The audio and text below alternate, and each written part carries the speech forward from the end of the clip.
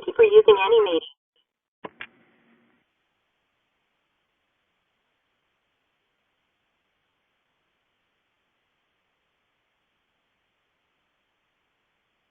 All right, so hello everybody, and thank you for joining us for our webinar series. We're going to have 3 webinars this summer, all on epidemiology, surveillance systems, and outbreaks. So thank you for joining us. We have just some broad objectives here about what is epidemiology, what's some of the basic history of epidemiology, some key terms, and then we're going to talk a little bit about surveillance systems that are used in epidemiology. Some of you I know that are on the call have a very broad experience with this already, so I apologize if some of this you already know, but feel free to ask questions or we can talk a little bit more in depth if you would like, so just let me know.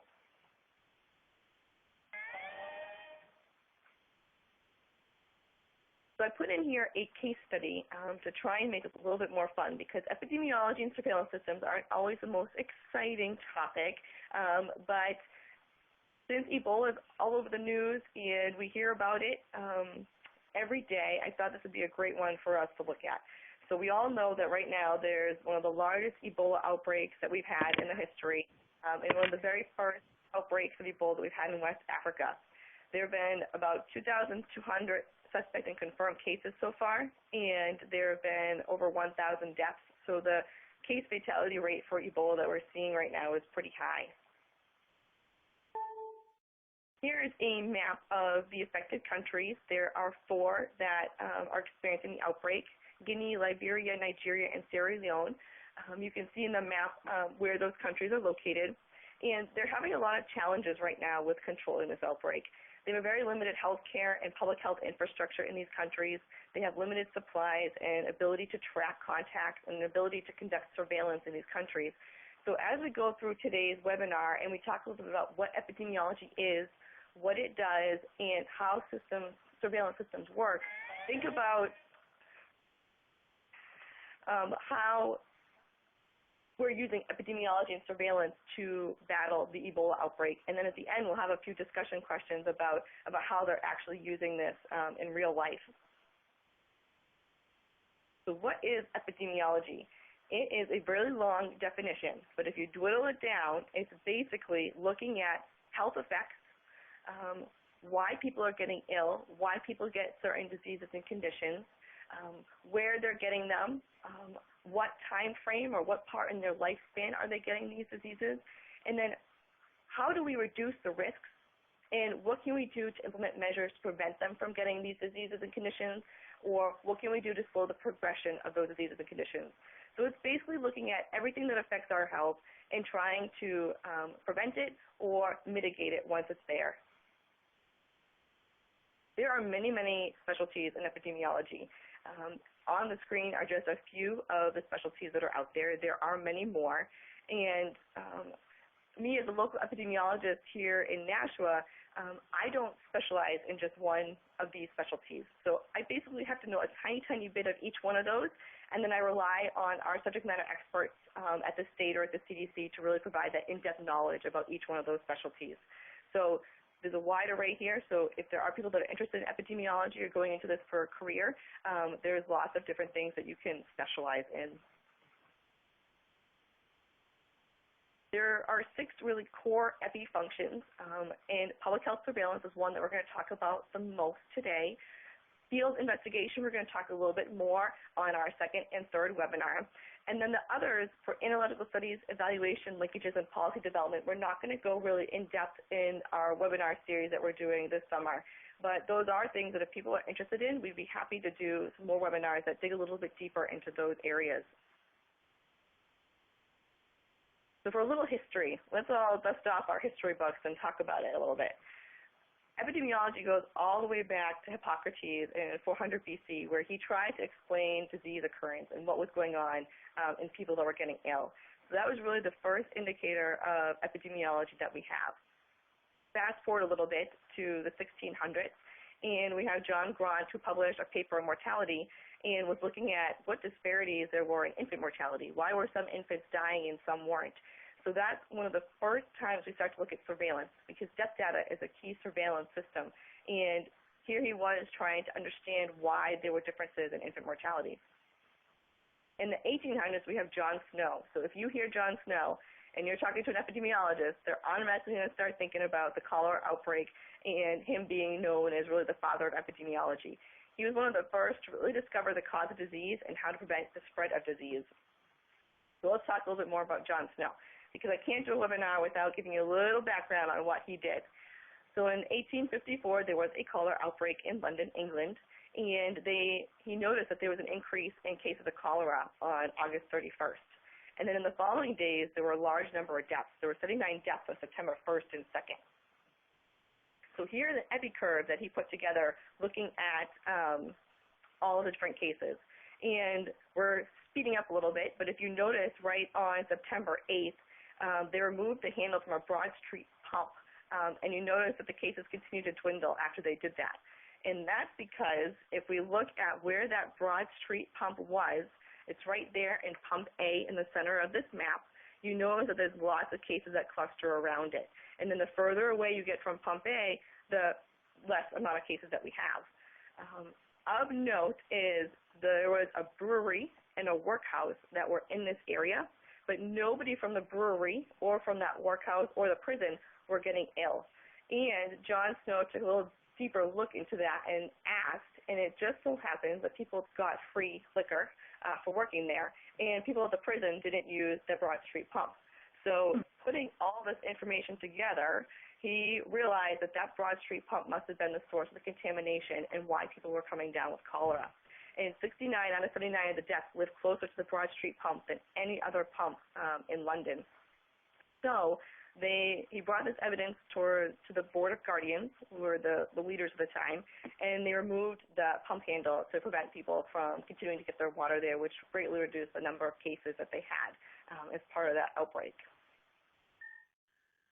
There's one other little bit of history that I wanted to talk about, and it's the Tuskegee syphilis study that was done from 1932 to 1972. And I put it in here because we're talking a little bit about surveillance systems. And this is a study that was set up to look at African-American men that had syphilis and to record the natural history of syphilis in this population. So it involved 600 men, and there's a lot of controversy and a lot of things that went wrong with this study. The 600 men that were involved in this study were not offered treatment for syphilis once antibiotics became that gold standard for treatment for syphilis during the course of this study. There was also no real informed consent, and they didn't really know what they were getting themselves into. In 1997, there was an apology by President Clinton to the families and to the people that were a part of this study, and they also established a health benefits program for the kids and grandkids of the African-American men that were involved in this study to try and make amends for what happened. And I bring this up because this is a really strong point when it comes to epidemiology and to the surveillance of health conditions. So because of this study, epidemiology and research is still struggling to rebuild the trust that we lost when that study was happening and from what came about it. So ever since this became public and we realized what was going on, the CDC has tried to do a lot to try and make amends. They funded the Tuskegee University National Center for Bioethics and Research in Healthcare, which does a lot on bioethics, putting out reports and training and educating healthcare providers on things like this. And there's been a lot of prevention measures that have been put into place as a result. And these are all really good things, although sometimes these things also cause challenges if you need to do a study that's very emergent and very timely. For instance, if we had a natural disaster and you had to do a study to see if there was an increase in certain health effects. Sometimes going through an IRB can take time, but all these things are in place because of what we've seen happen in history. So I just bring this up because it becomes a key factor when you're developing surveillance systems, when you're sharing information, and when you're doing health studies. I think somebody might have their phone unmuted. Just press *6 and you can mute your phone. Yeah. So, I'm surprised I've never had this call before, honestly. But anyway. Okay. I think somebody might have We might have their phone unmuted. Just press *6 if you want to mute your phone. Webinar. So for key elements in epidemiology, frequency, pattern, and determinants are those key things that factor into epidemiology. Frequency is really important because we're looking at the number of health events and how many health events are happening in a population. So if you have an inner city neighborhood in a city and you notice that there are 50 new cases of salmonella in that city, in that neighborhood, then there's something going on there. So looking at frequency and number is really important. Looking at pattern, and we're going to talk a little bit more about pattern, but time, place, and person. So what time are these health events happening? Where are they happening? And then who is being affected? Are there certain age brackets, certain races or ethnicities, certain people of social economic status that are being affected? So time, place, and person are key. And that's also called descriptive epidemiology, which we'll talk a little bit more about. Determinants, you'll hear this word a lot in epidemiology. This is really just what factors bring about change in a health condition. So those determinants could be lots of things. They could be where a person works, a person's behaviors. Those are all determinants that affect that person's health. And in order to study those things, we call it analytical epidemiology. So that's when you start to get more into your case control studies or cohort studies to look at those risk factors and to see what's happening in that population that maybe isn't happening in other populations. We're not going to spend time on analytical epidemiology today, but if it's something that you're interested in, let us know and we can do a session just on that. So before I go on, does anybody have any questions on what we've talked about so far?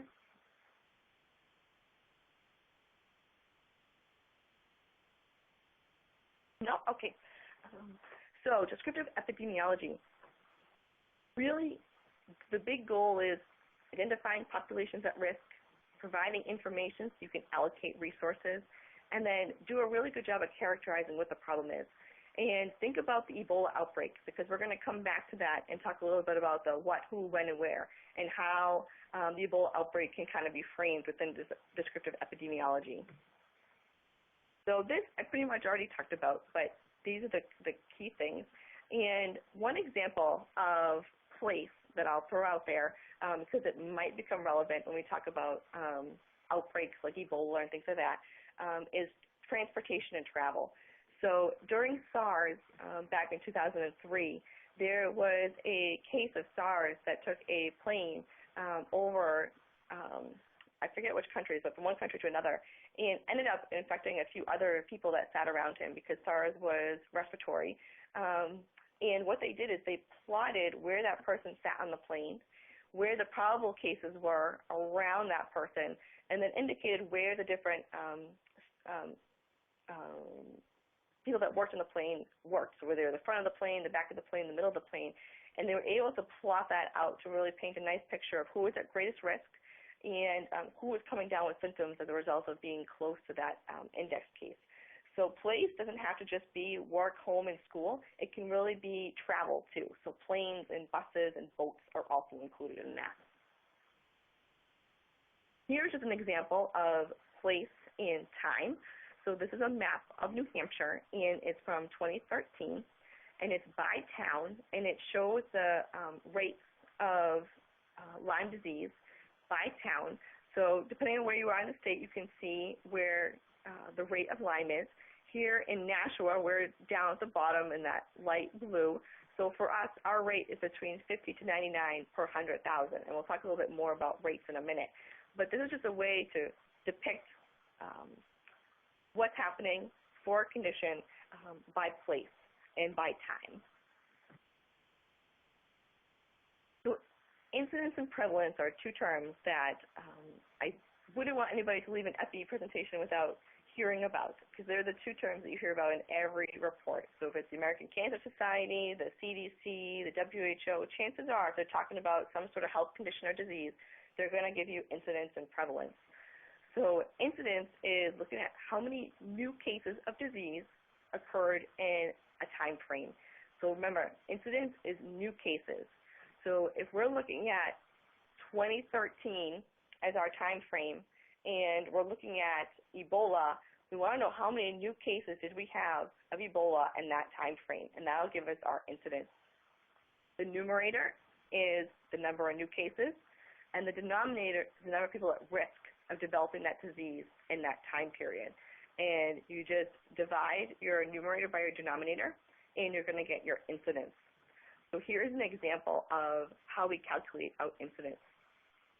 In 2014, there were 1,020 new cases of chikungunya, and the population of Florida in 2014 was 950,000.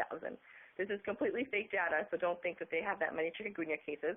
But just for, to make it a little bit more real life, since we're talking about chikungunya a lot in the States, I decided to throw that in there. So here we have our incidence. So the number of new cases goes in our numerator.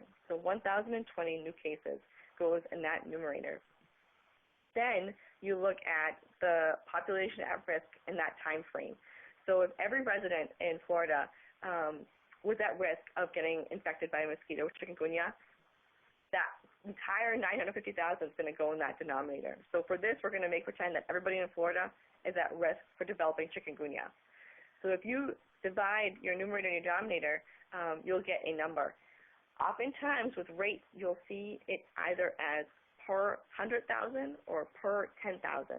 That's to give it a little bit more of a reference point. So in this case, we're working with very large population numbers. So we're going to multiply it by 100,000. So that your answer is 107.4 per 100,000. So in 100,000 people, 107 of those people are going to came down with chikungunya. So that's just the way that we can give it a little framing. So sometimes you will see it per 10,000.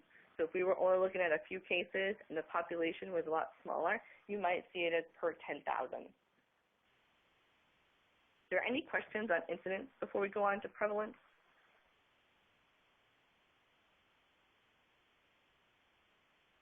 Okay, because prevalence is a little bit different.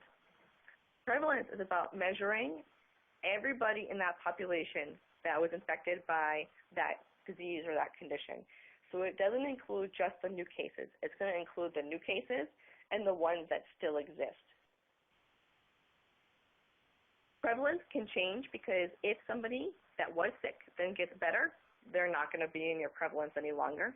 Or if somebody got sick and then they died, they're also not going to be included in your prevalence anymore, because it's only looking at those existing cases in that population at that time. There are two different types of prevalence. You might hear point prevalence or period prevalence. Point prevalence is when you have all those existing or new cases at a given point in time. And period prevalence is just if you have those existing or new cases over a time period. So maybe it's over the course of 2 years or 5 years. Prevalence really helps identify the need for additional care or changes in treatment, because if you start to see prevalence is increasing, it might mean that people are getting sick and they're not getting better. So that would be an indicator that maybe we need to change treatment options, or we need to look for something a little bit better to control that condition. So if we were going to calculate prevalence, it's our numerator is the number of existing cases, includes new cases as well, and our denominator is that total population that could be affected. Prevalence is directly related to incidence, because if you have more new cases coming and every day there's a lot of new cases, it's going to increase your prevalence. So here's an example of prevalence. On January 20th, 2014, there were 1,403 people diagnosed with chikungunya in Florida. The population of Florida on January 20th, 2014 was 876,449. So if we wanted to calculate prevalence using that information right there, the number of new and existing cases is 1,403, and then our total population that could be affected is that 800,000 number. So again, if you divide that and then multiply it by 100,000, you're going to get 160.1 per 100,000. That is how you calculate prevalence. So these are two terms that you're going to hear a lot. And it's really good to have an understanding of how they calculate it, because it's significant, especially if you're talking about incidence. If your incidence is starting to go up, it means you're getting a lot of new cases. Here's just a little picture to better explain incidence and prevalence. So prevalence are all these green smiley faces in the bottom of that bowl. It's all the existing cases that you have. Incidents are the new cases that are coming into that community. So they're the blue ones coming out of the faucet. And then the pink ones are the ones that are leaving your pool because they either died or that they recovered. So just a neat little picture to help explain it and put it a little bit more into perspective. So I'll stop just one more time in case there are any questions about prevalence.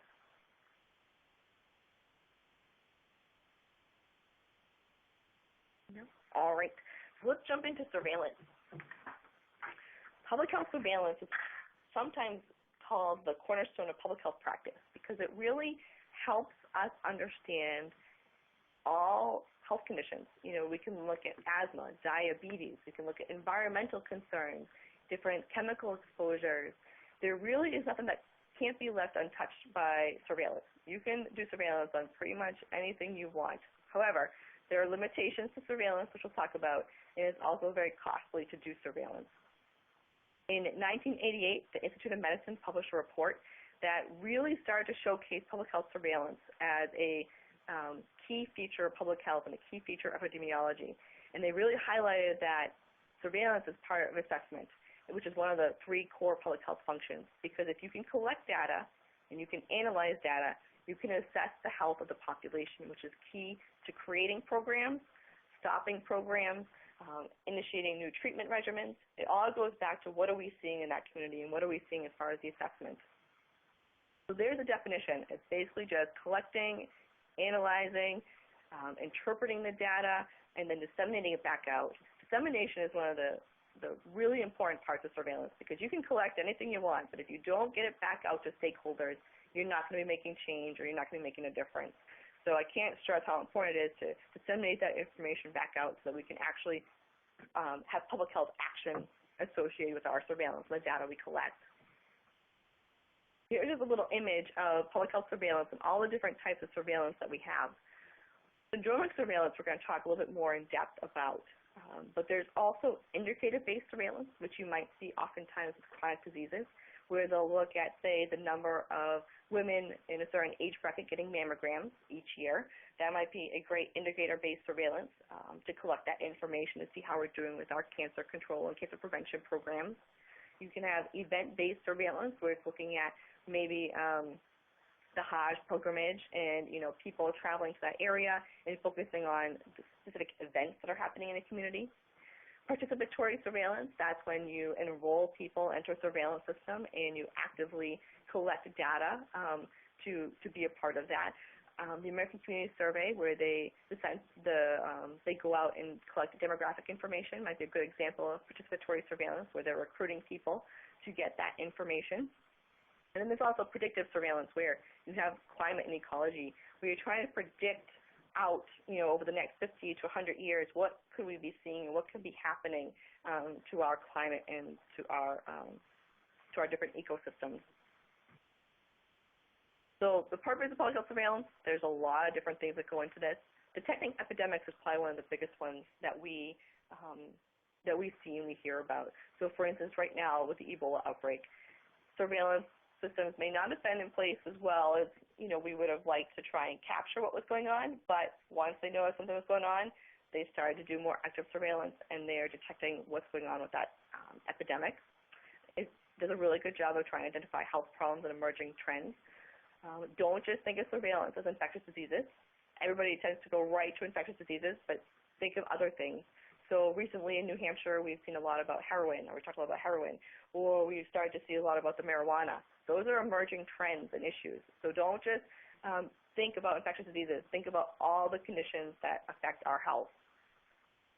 And this is just a map of the Ebola virus outbreaks from 1976 to current day, just showing where they are and what the magnitude was of those different outbreaks. So just one use of surveillance, you know, where have the outbreaks been in the past? It can kind of help predict where you're going to see them in the future. Here's a neat image, and I put the link at the bottom to access the full MMWR report. But this is just showing that to really understand what's going on with the health of a community, there's lots of things that go into it. And if you notice on the left-hand side, public health surveillance is just one thing that gets used to understand health in a community. There are health surveys, registries, environmental monitoring, which is looking at different chemical exposures, clinical practice in public health, so what are we seeing in our hospitals, and other data is just everything else you could possibly collect. And it all has to go into that bucket to find out what the health is like in that community. You look down below for contributing scientific disciplines, there's a lot of disciplines that are involved in understanding health. Epidemiology is just one of the disciplines that's involved in this. You need your informatics to provide that expertise on analyzing that data. You need what's happening clinically, laboratory data, statistics. So all of those things really become very important in understanding our health. We'll talk a little bit about different types of surveillance systems, and then we'll bring it more so it's more local to in what we see in New Hampshire. There's active and passive surveillance, and active surveillance is when a health department or an organization is actively reaching out to people to get information. So an example of this is our syndromic surveillance system, which we'll talk about in a minute. That system actively reaches out to 25 out of 26 hospitals in the state to gather information to be used in the system. So it's active. It's always working, and it's always gathering that data. Active surveillance is a better system to have in place, but it's also more costly, and it's also more time-consuming. So those are things that have to go into place when you're thinking about, well, do I want an active surveillance system or a passive? Passive is when you wait for information to come in from healthcare providers to the health department. So that means Ashley's not on the phone calling Fran saying, Fran, do you have any Ebola cases today? I just wait until Fran calls me. So that's different. We just wait until we get what we get. So passive is less time-consuming and it's less costly, but oftentimes you don't have people reporting when they should. They might not report as timely as they should, and then the information they give you might not be as complete. So those are just two different types of surveillance systems and the pros and cons of each one of them. So for infectious disease surveillance, nationally, not me, the CDC and groups collect over 200 infectious and non-infectious conditions, and there's 100 federal surveillance systems out there. That's a lot of surveillance. And I listed just a few of the systems that we do have out there. Some of these you'll notice are infectious disease in nature, and some of them are not.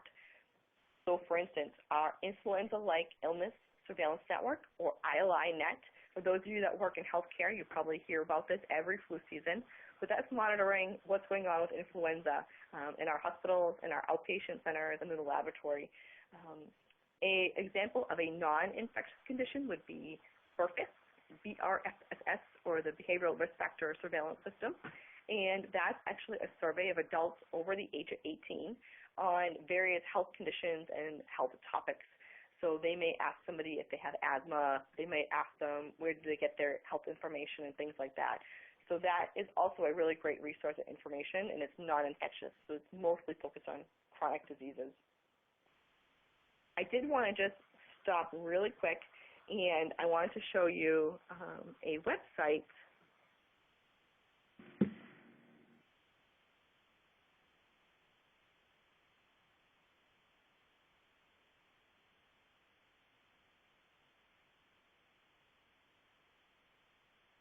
Everybody see the CDC surveillance website that's up?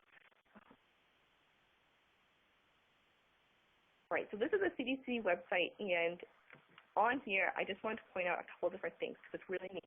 So if you were looking for information, they have this interactive database system, and I'm just going to click on that, and if we click on that, it opens up to a list of different health topics. So if you notice here, these are interactive systems, which means you can play around with it. You might be able to change the years, the ages, the gender. And I opened up environmental health just so you can see an example. This is a National Environmental Public Health Tracking Network. In New Hampshire, we also have an Environmental Public Health Tracking Network that collects data and will showcase data just on New Hampshire. So I clicked on the national link. It would open me up to a website that looks like this. And this is all about their program. And if you look, you can go here to the info by my location, and you can pull up New Hampshire. Or you can go here where it's explore tracking data. And you can really play around with it and get some great information. So within all these different topics, you can get a lot of information. If we go to infectious diseases, which I know a lot of people on the call might be interested in, it's going to pull up a few other systems that you can use and manipulate. So this is just a great resource. So just wanted to share it with you, and the link is in the PowerPoint.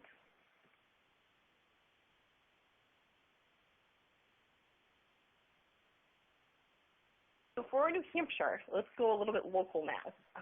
Within disease surveillance, there are a lot of people and organizations that bring information into the network, and then the New Hampshire Department of Health and Human Services sends a lot of information back out. So if you notice, hospitals, healthcare providers, medical examiners all bring information in, and then CHHS will synthesize it, and it will oftentimes send information back out. One good example of CHHS sending information out is using the Health Alert Network, where if there's an emerging trend or an issue that we need to be made aware of, they'll send that information out. And at the same time, they'll usually ask for information back. So, for instance, lab reports or suspect cases. So it's a pretty intricate network when you look at everything that's coming in and out of the system. There are also surveillance systems by disease phase, which is really important if you want to try and prevent an outbreak from starting or to identify one early and then implement a measure to contain it.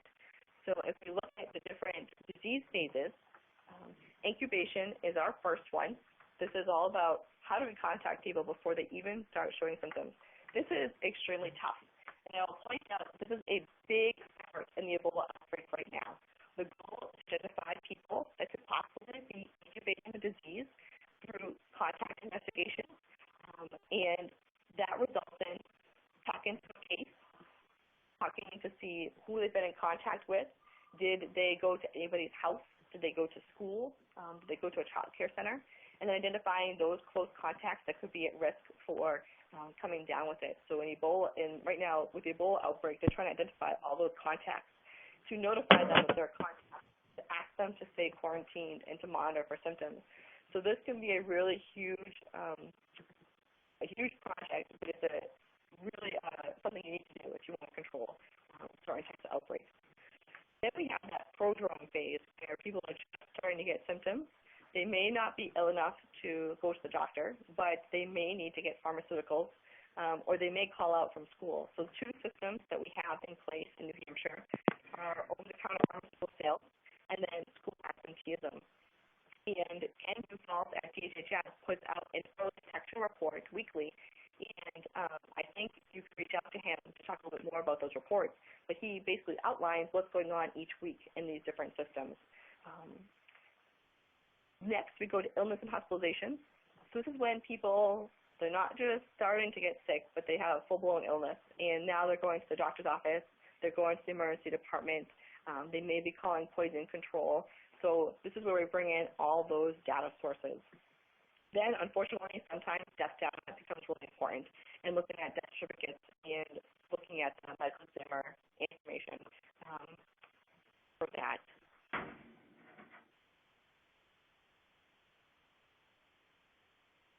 So for syndromic surveillance, this is, in some ways, it's almost like a third type of surveillance system. It can be active or it could be passive, and it focuses on detecting disease by looking at symptoms. And everybody hear me okay? Or are people having a difficult time hearing me? You're breaking up, Ashley. I'm not sure why.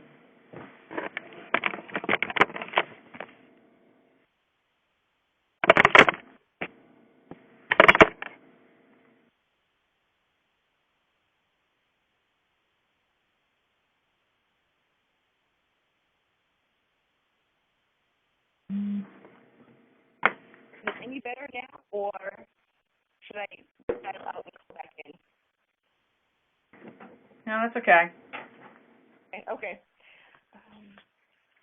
So for syndromic surveillance, it's focusing on symptoms, and you're looking for symptoms that are key to causing outbreaks. So looking at GI illnesses, respiratory illnesses, fever, and rash are some of those key symptoms that you want to look for. In New Hampshire, we have an automated hospital department data system, which uses real-time data, so it's active. It's 24/7 receiving information from the hospitals in the state. It uses chief complaint text, and it also uses ICD-9 codes. It has a built-in system, so it's automatically querying for different conditions. So an example would be looking at fever and cough and sore throat, which is indicative of influenza. So it's building a query on that so it can try and identify areas of the state where there might be an increase in influenza. So it's a really neat system, and because it's 24/7 and it's active, you can sometimes get some really good information. They can also adapt the system to be able to be used in emerging trends. So for instance, if we wanted to look a little bit more at the heroin cases that we're seeing in the emergency department, they could build a query to look for heroin overdoses to get a little bit more information and data on it. So it's a really neat system. This is just an image, and I give credit to the New Hampshire Division of Public Health Services for putting it together and letting me use it in the PowerPoint. It basically puts all the surveillance systems that we use for flu on one chart. So this is a chart that was from H1N1, for those of you that remember, back in 2009 to 2010. And it's looking at our school absenteeism, pneumonia and influenza deaths, influenza-like illness from provider offices, over-the-counter cough and cold, that ahead data we just talked about, and then hospitalizations. So each line is a different surveillance system. And if you look at over-the-counter cough and cold, it is peaking right around here at week 44 to 45. If you remember, over-the-counter is in that prodrome phase, when people are just starting to get symptoms. So you would imagine that it might be one of the first surveillance systems to indicate a peak during something like H1N1. If you notice down in these blue lines, ILI and ARI, which is acute respiratory infections, these are more from the provider offices or the emergency departments. So they're also peaking right around the same time that over-the-counter cough and cold is peaking. Next, you see school absenteeism peaking right around that same time. So kids are not going to school, they're probably going to their doctor. And then hospitalizations peaks after that. So once people are starting to get symptoms and they're not getting better, you're going to start to see that peak in hospitalizations. And then unfortunately, you start to see a peak in deaths, which is that solid black line right around here, which happens very closely to when you see the peak in hospitalizations. So this is a way you can use all the surveillance systems you have at your disposal for something like H1N1 or a pandemic to see what's going on in the community. And then this information is really good, so if we have another pandemic, knock on wood, we're not going to have one anytime soon, but you can look back historically to see what happened during the last pandemic. I wanted to highlight the DHHS website for statistics in case you're not familiar with it. The link is down at the bottom, and they have reports and statistics and data that you can collect, and it's not just on infectious diseases. It also has asthma, tobacco, obesity, oral health, all included on this website. So here's the link, and if you're looking for some information, it's a great place to find New Hampshire-specific data. I'll also throw out there that although this isn't widespread, they're not marketing it yet because they're still working out some flaws and building their servers. New Hampshire Wisdom is coming down the pipeline, and it's a really cool interactive system where you can go on and you can identify a health topic of interest. So for here, I picked diabetes, and it'll pull up some pre-made graphs and charts. So on these pre-made graphs and charts, it'll give you some information on what they're looking at. And if you look at, it's really small text, but you can get the idea. This one right here, that first box, is diabetes prevalence in adults. So you can get an idea that it's remained pretty static over the past 5 years. But if you wanted to, you could actually go into this change feature on their website, and you could change it. So if you wanted information on just Coos County, you can indicate that. Or if you just want information on, say, the greater Manchester region, you can also do that. So it's flexible where you can get information for what you're looking at for. You can also change age and gender sometimes. You can also have some capability for mapping, which is really cool. So if you're putting together a report or somebody says, you know, is diabetes increasing in our community, you can log on to the system and you can pull off that data. So it's not quite ready yet, but when it is, it's going to be a really nice way to get that information whenever you need it. And I just wanted to throw out there our Epi page that I'm working on for Nashua. It's brand new. We just put it together. And I have some links on here on where to find data on health. So I get about where to find information. So welcome to go and visit it, and then please provide feedback on how we can make it a little bit better. So lastly, let's just talk about some limitations of surveillance systems. In some places, paper-based systems are still in place, which we all know if it's on paper, it's very hard to get it reported in a timely manner and to be able to integrate that into a larger system. So that's the limitation out there. Disseminating data to stakeholders can be a limitation sometimes when you're getting all this information in. If you don't have the staffing capacity or the right information technology systems in place to analyze it appropriately, it can be hard to then disseminate that information back out to stakeholders. But that is really important part of surveillance. So it's key, and it's something that as a nation we still need to work on in some areas. And then sometimes the completeness of reports is an issue. This is more when we talk about reportable diseases and being able to get information about the suspect cases, such as Salmonella or E. coli, and being able to get that information in that report. The future of public health surveillance, since public health surveillance has really only taken hold the past, say, 40 years or so, there's still a lot that we need to work on and to build. So really looking at concepts and the framework, such as definitions, so that everybody in the country is using the same definition of what different things are, is so important to tracking over time and making things comparable to one another. Enhancing global surveillance. This is obviously key if we look at something like our Ebola outbreak, where we really need to build globally that surveillance system so we can identify those emerging trends. Working with science and technology to make surveillance easier and more accessible in remote parts of the globe is really important. There are some really neat systems out there now where they're being able to use tablets and iPads to collect data on the ground in small villages around the globe, and then be able to use a satellite link up to send the data to a host site where they can then better analyze it. So really neat things that are out there to be able to collect data. And we need to keep building our workforce. Nationally, there's going to be a huge group of people retiring in public health over the next 10 to 15 years. So we need to make sure that we still have a skilled and competent workforce to take over their roles and their spots in health departments across the country. So let's go back to the case study.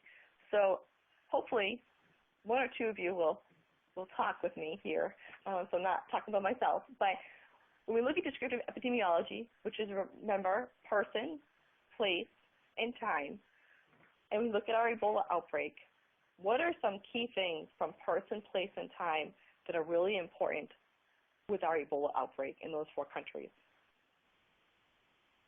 Why are those things important?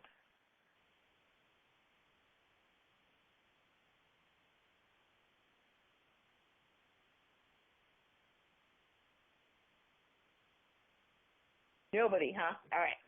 So they're important because you need to find the place. Where are your cases at? Are they in the small villages or are they in the more urban populous areas?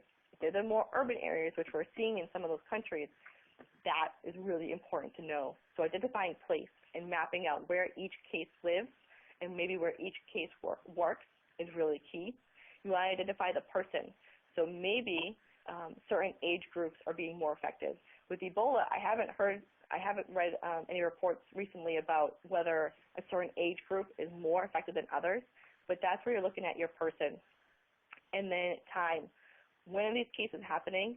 Are they increasing? Are they decreasing? And monitoring that to see where our trend is going. So person, place, and time are really key components of understanding the Ebola outbreak and then being able to better implement prevention measures in that response. So for the type of surveillance systems that we need for a response like this, Can anybody think of what type of surveillance we need and what would be good to put in place in an outbreak like this?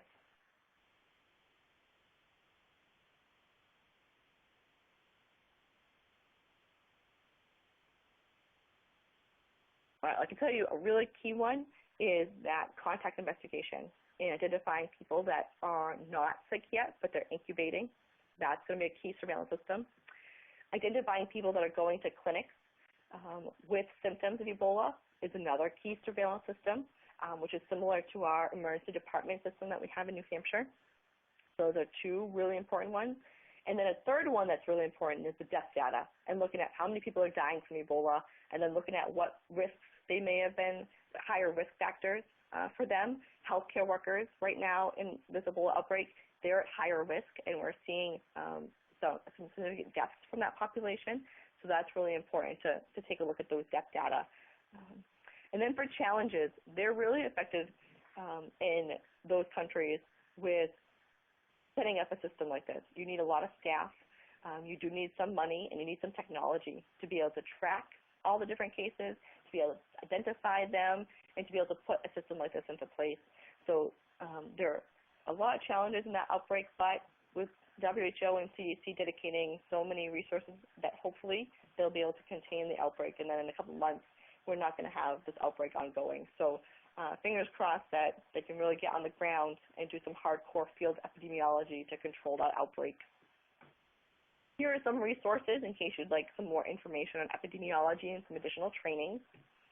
And I do want to thank again the New Hampshire Department of Health and Human Services for letting me use some of their slides in my presentation today. And here is my contact information. If you would like to contact me, I would also love to hear if there's another webinar topic that you're interested in, send it over to me. We are probably going to be doing these throughout the whole year as part of our public health emergency preparedness grant funding. So we would love to hear topics. And here's my little humor for the end of the day during lunch. And I thank you all for joining me. I'll just pause and see if there are any questions before we leave.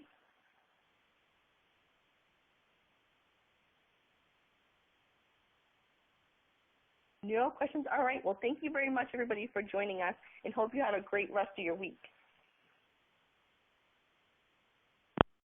Thanks, Ash. Bye. Thank you.